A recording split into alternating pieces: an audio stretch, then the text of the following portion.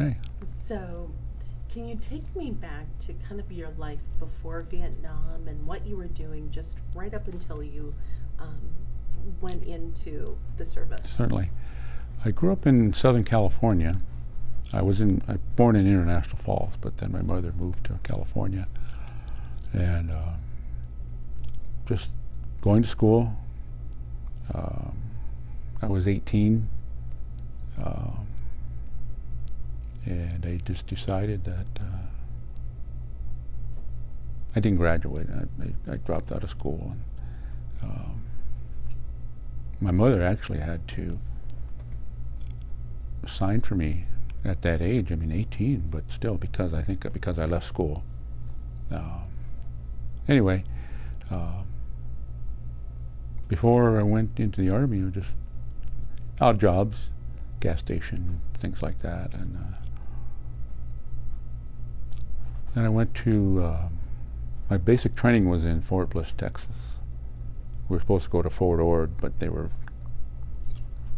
full. They had no room for any more troops, so everybody that in Southern California went to Texas. So that was quite an experience there. What was that like, basically? Well, I looked up where I was going to go, and it's right near the Mexican border, El Paso, Texas. I said, well, it's got to be pretty hot there in period. Well, it was in January 12th when I got there, and there was snow in the foothills, and we had no uniforms for 2 weeks because they hadn't used this facility there, the Fort Bliss, as a training center in like 20 years. So they still hadn't gotten any uniforms for us. So there we were. The first thing you do, though, they cut all your hair off, and you make you pay for it. And then we still had had formations in the morning, but all we had were blankets and towels. It was very, very cold, especially coming from California. Because all I had on was a t-shirt and a pair of jeans. That was it.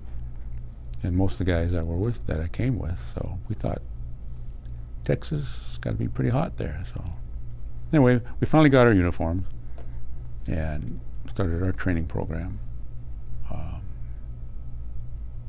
Then after that, we got to leave. Then they found out where your next assignment would be for advanced training. And after that, then I was sent to Germany. And probably because of the only surviving son policy that they had in place. Probably a lot of influence from my mother too. She definitely didn't want me to go in the military, but you got to do your part. You're 18. You think you're invincible. So anyway, I went to Germany, and I was there for about May of '66. May of '67, and then I was informed that my cousin had been killed in Vietnam. He wasn't even there a month, as I recall. And I actually saw him when I was in basic training. One evening, I was already like 2 or 3 weeks into my training, and heard a door open and looked up, and there he was. I didn't even know he was there. And so then that was the last time I saw him, and he went over there before me, unfortunately. So I thought, well, I'm going to have to do, again, you're 18, you think, well, So I volunteered, and one of our officers was going there, so I convinced him to let me go with him, and we did. And got into my assignment. So, what was your assignment? How did all of that? When I was in Germany, I was in an artillery unit. that's what I thought I was, go over there into that capacity. And so we did, but an opportunity came available to volunteer to fly in helicopters as a door gunner. So again, yeah, sounds interesting. So I did it, and yeah, it's eye-opening experience, as any job over there was, and So what was it like just getting off the plane in the first time in Vietnam? very hot, humid. Just it's like I never really experienced any humidity when I lived in California. I just didn't have it there back in the 60s. Even Texas wasn't, I don't recall, hot, but I don't recall humidity. So anyway, that was quite a shock. And then there's different smells, once you get out away from you stay in a certain area for, I can't remember how long that period was, until they decide where, what unit they're going to assign you to. So you have some additional training to prepare you for what you're going to experience. So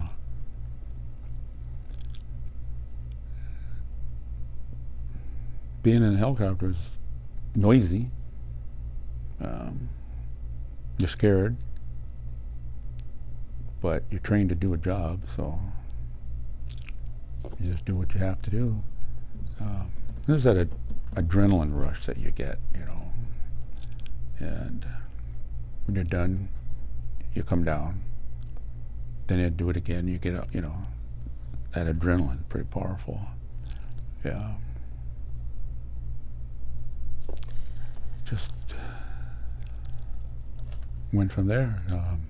So when you were assigned, what part of Vietnam did you end up in? I was in the zone that was I-Corps. There were several different operating areas. So I was in the north part of Vietnam, around Pleiku and Da Nang. So what would an average day be like for you? Well, typical assignment, we were carrying troops to their areas of operation that they were, whether it be sweeping through, trying to find, the enemy. So we'd fly them into a landing zone, which sometimes they weren't safe. They call them hot. They'd say that they were, they didn't, see any hostiles around there, but you can hear a helicopter, especially when there's 30 or 40 of them coming from quite a ways off. And yeah, the enemy, they're pretty sophisticated. I mean, they kind of knew where you were. So when you land, everybody jumps out, and of course, if it's a hot LZ, you're taking fire from the tree line, wherever. And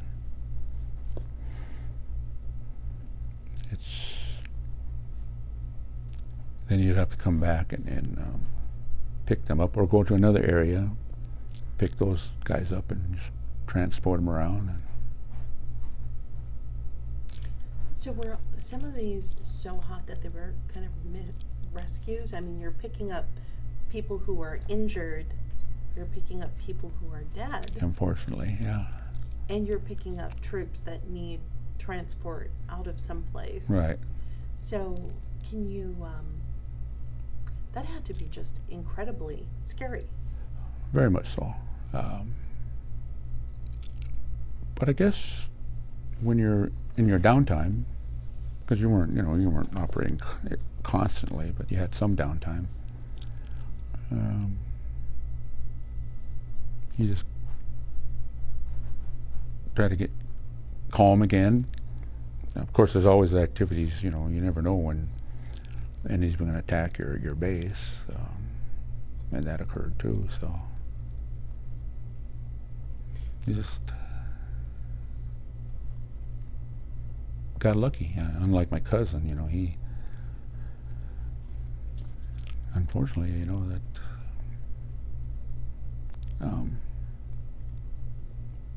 I think the reason I went there was to just so-called avenge his death, or all.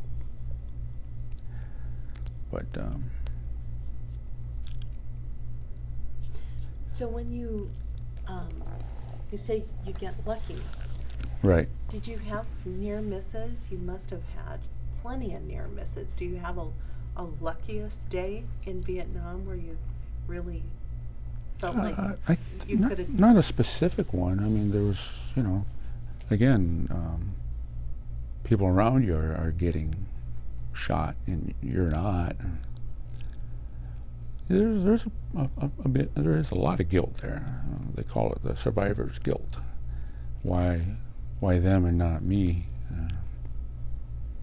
You have to, I guess, believe in a higher power. It's just not your turn to go. So, yeah. Do you have a worst day? I'm sorry? Do you have a worst day? Being shot down, that probably is. Because you come into an LZ and there's a lot of gunfire, so if you get hit in your engine or your tail rotor, then you're not going anywhere. So you just have to hook up with the guys you dropped off and hope you can get picked up. And once the incident battle is over, then if the aircraft isn't too badly damaged, they can recover it. But I'd say that was probably one of the worst and scariest moments. But yeah. That had to be awful. Yeah, it is. But again, when you're 18, you're full of so-called piss and vinegar. But. So did you always fly with the same pilots, or did you fly with? Yeah, we had pretty much had our same crew. I mean, if somebody got killed or injured, then a replacement would come in. So. How many people would be on a typical crew? Well, for crew, you have the pilot, co-pilot, and 2 gunners, 1 on each side. And then the troop load would be, depending on how much equipment they have, and typically 10 troops. It's pretty crowded in there. And what would your job be as a door gunner? Protect the ship and the troops departing from the ship. A lot of times you don't see the who's shooting at you. You just see tracers, and because not every other round, but let's say every 5th or 10th round is a tracer, so you can see where the rounds are going, and they have the same thing, so you can see those. That's basically. And then we would have supply runs also, because you could only carry so much ammunition, so. So when you're assigned to a crew, did your pilot make it all the way through the war and through your assignment? The pilot did.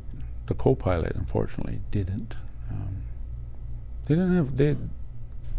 For the pilot seat, they had armored seats on the side and on the bottom, but your feet were exposed. They had a plexiglass bubble in the front, so you can see to the ground when you're coming in for a landing, and the gunners too could see, communicate. We're all in a communication link, so. But that happens, and then somebody replaces them, And did your other gunner make it all the way He did. through? Yes, they did. You guys must have come through it almost like a family. You do. You get attached, and that's one of the problems.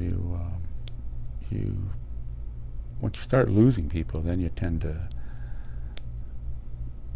You don't want to make friends with too many because you never know. But you got your you're right. You are a family. So everybody's got to know what's going on with each other, you know. So.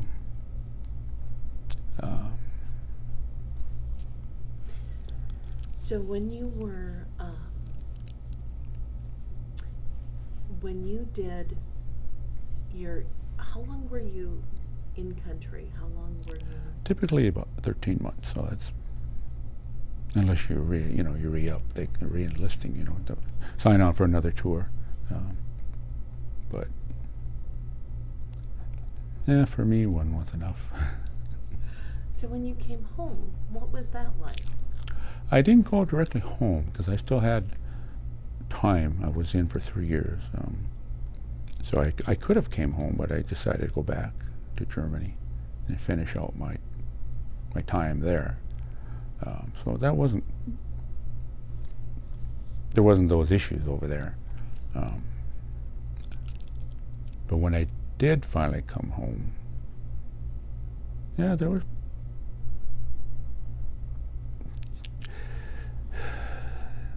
You get into the airport and you get out of your military clothing and get into civic, because you hear about and see what's going on. It's hard to believe that people would treat you that way, but everybody has a right to their opinion. But yeah.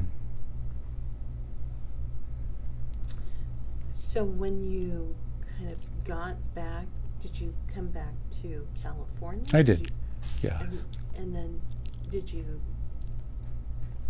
How did you end up back in Minnesota?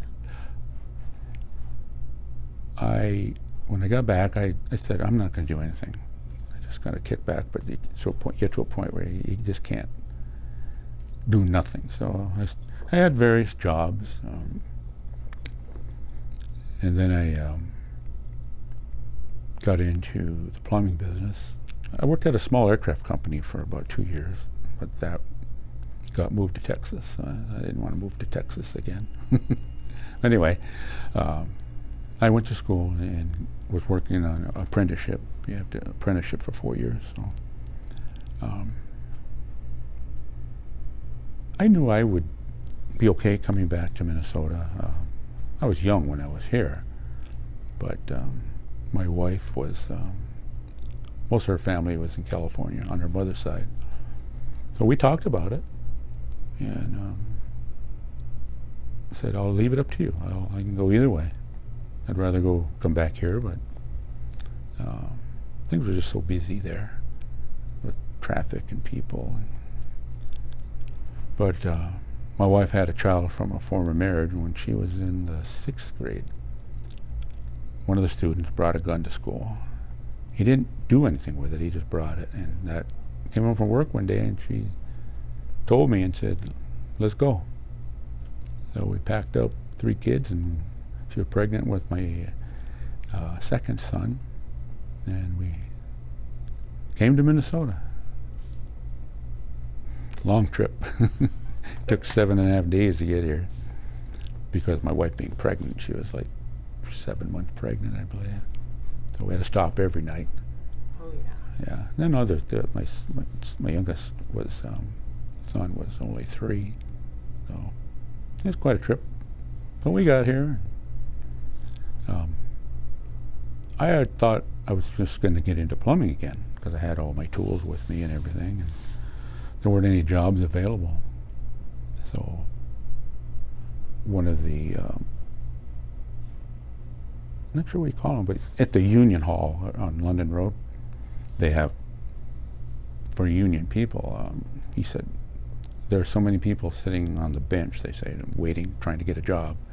I said, you might want to think about another career. So, okay. When I was in high school, we had to declare a major that we wanted to pursue. And out there, high school was 10th, 11th, 12th. So I wanted to be a forest ranger. But when they didn't have any curriculum for that, all there was just a horticultural program. So I did that. It's pretty close. Plants. But everything's, trees are plants. So when I came here, an opportunity came up to go to a forestry school, 2-year program. And there was either, I had two choices, that or get into the logging business. And logging is a noble job. I mean, you got to have them. But I thought, I think the forestry position would be better. So a position opened. I worked at the Cloquet Forestry Center, and a position opened up, and I got the position, and I was there for 32 years. So, You know, it seems like you and so many of the other veterans who came home and went on with your lives. right, And had children and families and went to school and got jobs. yeah. But something stayed with you. Oh, they from do. Vietnam. Oh yeah, yeah. They didn't have the help that they do the troops now with the conflicts that we've been in. Basically, said just go home and get on with your life. But how they couldn't realize that there are problems. So I was married twice. My first wife, we had no children, but we just each had our own issues, so it just didn't work out. Then I met my second wife in 1975, I believe. Yeah, and it was tough, you know, because they don't understand what you've gone through. You try to tell them, but if you haven't experienced, it's hard to really get a handle on that. So, but we made it, and unfortunately, my wife passed away in 2001. So, but I had my children, so, and as men, we always, you know, we don't want to be thought of as being weak because we're taught to be the man. You got to be strong and all that. And so I really didn't seek any help. And again, with that survivor's guilt syndrome, it is. I just thought I could handle it, but you soon find out that it's not so. And I didn't really start seeking any help until I met Jim Frey and another fella. His name is Larry Sell. He's a veteran service officer in Arizona. He winters in Arizona, and he said, "Why haven't you?" I said, "Well," and a lot of veterans feel this way. I came home, got all my parts. There's issues with the head and everything, but there are a lot of soldiers out there who are far worse off than me, and that's what a lot of us think. So hence that survivor's guilt thing. So I thought, well, I just gotta make do.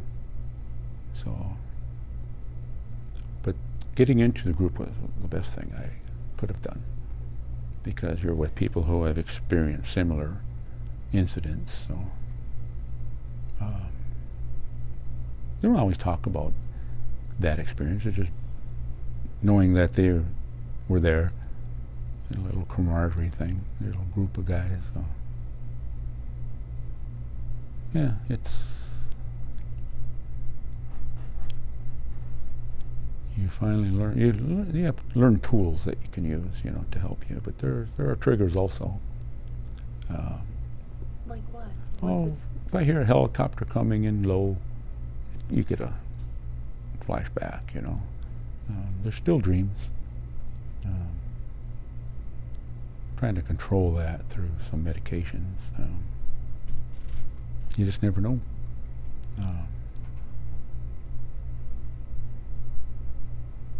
My son was in the military also. He was in Iraq twice. He joined the National Guard when he was still in high school. And I never told him. I told him what being in the military was a good thing, for the most part. But he decided to join, and his unit got sent to Iraq. And I never realized how my family, especially my mother, felt until he was over there. Then I go, wow, it's pretty heavy. And fortunately, he made it too, through 2 tours over there, 15 months apiece. So a lot of close calls. But again, guess it wasn't his time to go either. So, and you hope that your skills get you through a lot of that too, and they do. But again, you just never know. So, Is there something that changed in you, do you think, forever? Did Vietnam make you someone different than you would have oh been? yeah, you can't help but be changed, especially with noises, loud noises that still startle you. Crowds of people, I don't like, and most veterans will tell you that they've been in those situations. They just tend to avoid real crowded places. You still have to function, but you can choose where you want to be. So you don't want to be antisocial, but yeah, you just. And that group of men that gather every Monday, what does that mean to you? Just knowing what each of us are going through, not only in their military experience, but in their home life.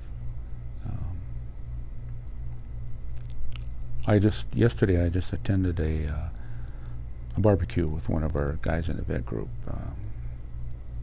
There were probably about 10 of us there. It was good. You don't talk about your experience so much as what you've been doing after that, so yeah. He does this every year, and this first time I attended that, and I'm glad I did, because it's just good to be around people that not only that but have experienced similar events. Is there anything that you think we learned from the Vietnam War? Is there any lesson? Is there any kind of... Value life, for sure. We're not guaranteed. Nobody's guaranteed to be alive the next day. You never know. So you do become cautious, kind of aware of your surroundings more. You hate to be cynical, but it's ingrained in you, So I think basically just try to enjoy life. Anything that I didn't give you a chance to say that you feel is important or you want to say about your experience in the war? I didn't quite get that part. Is there anything else that I didn't give you a chance to say that you feel is important or you want to say about your experience in the war or coming home? Well, basically, I don't wish that anybody has to experience that, but unfortunately, we just can't seem to stay out of conflicts.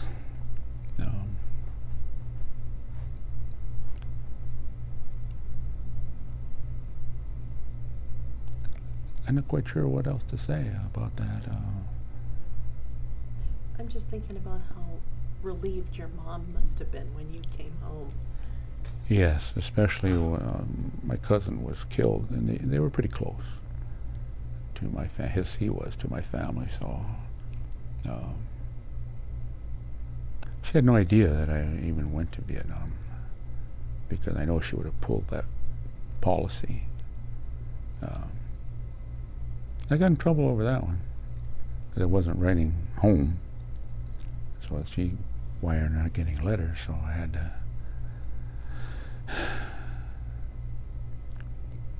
to figure out a way to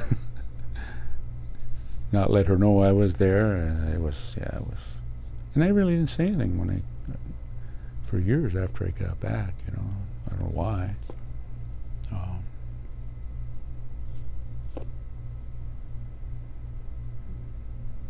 Yeah. Well, thank you. Thank Oh, you thank for, you. for your service, and thank you for coming and talking. Yeah, it's important to, for not only to